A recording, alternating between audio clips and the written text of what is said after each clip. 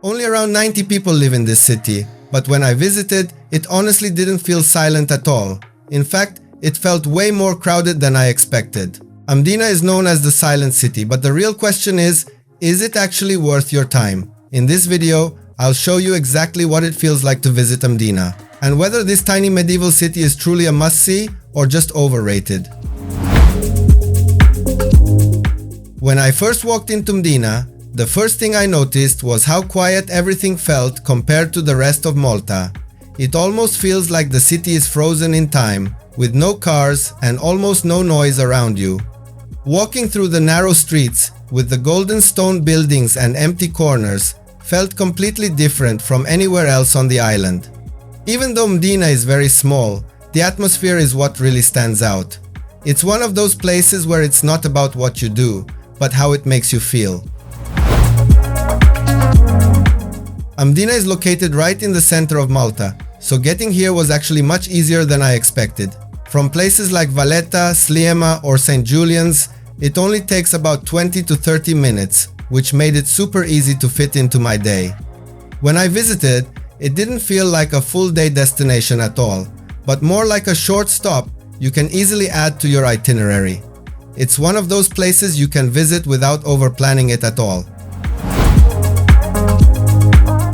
Getting to Mdina was actually very straightforward when I visited. I ended up using Bolt, which was both affordable and really convenient, especially if you're coming from places like Valletta or St Julian's. You can also take a public bus, and there are direct connections from most main areas. If you're renting a car, just keep in mind that you'll need to park outside the city walls, since cars aren't allowed inside most of Mdina. No matter how you choose to get here, it's a quick and easy trip that you don't really need to overthink. Mdina is a place you can explore quite quickly, and honestly, it felt even smaller than I expected when I visited. Most people spend around 1 to 2 hours here, which is usually enough to just walk through the streets, take some photos, and enjoy the atmosphere. If you plan to visit museums or sit down at a restaurant, you might want to stay a bit longer. But in reality, this isn't somewhere you need to dedicate an entire day to. I'd personally recommend combining it with nearby Rabat to make your visit feel more complete. As soon as I arrived, walking through Mdina's main gate immediately felt familiar, probably because I had seen it before in Game of Thrones. But in real life, it felt completely different, almost like stepping into another era. The noise from outside slowly disappeared, and everything suddenly felt quieter and slower.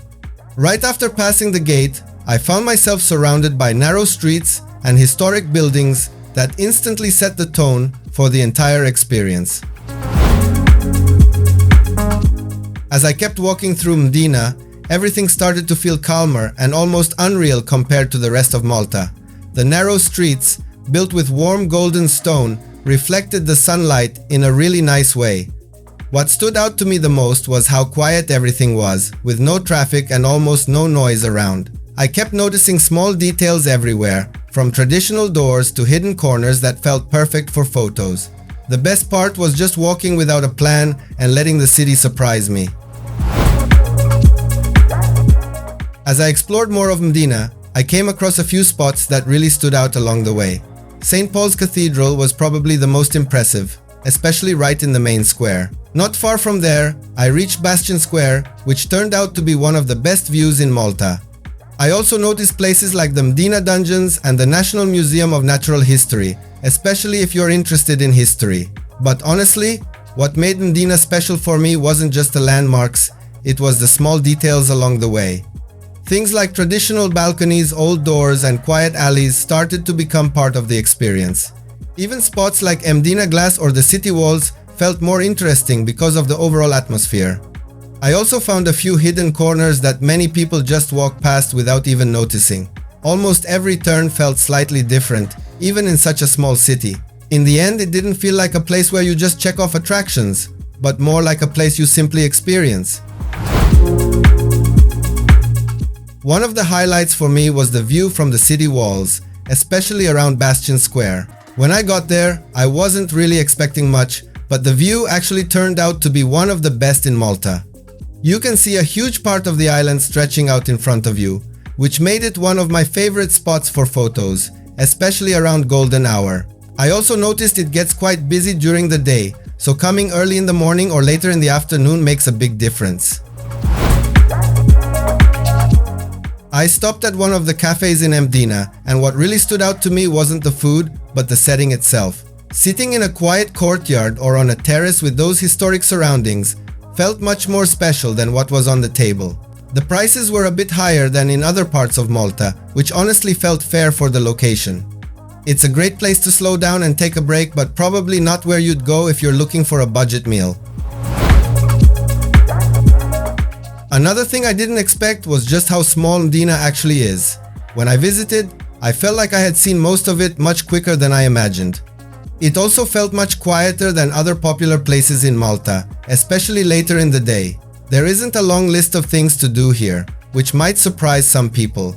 For me, it was more about the atmosphere than the activities. Because of that, I can definitely see why it's not for everyone, especially if you're looking for something more active.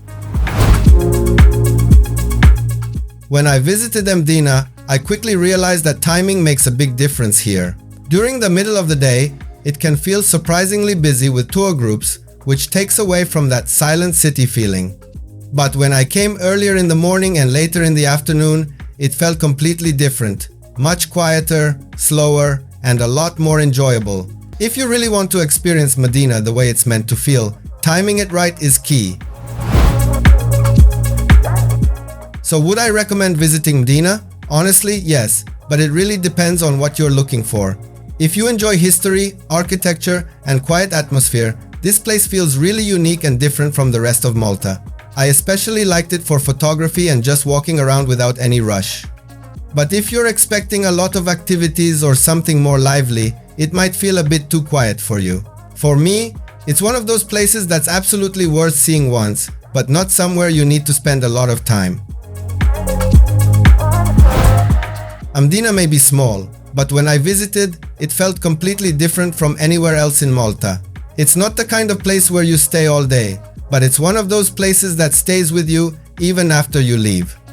If you're planning your Malta trip, this is an easy stop you can fit into your itinerary without much effort.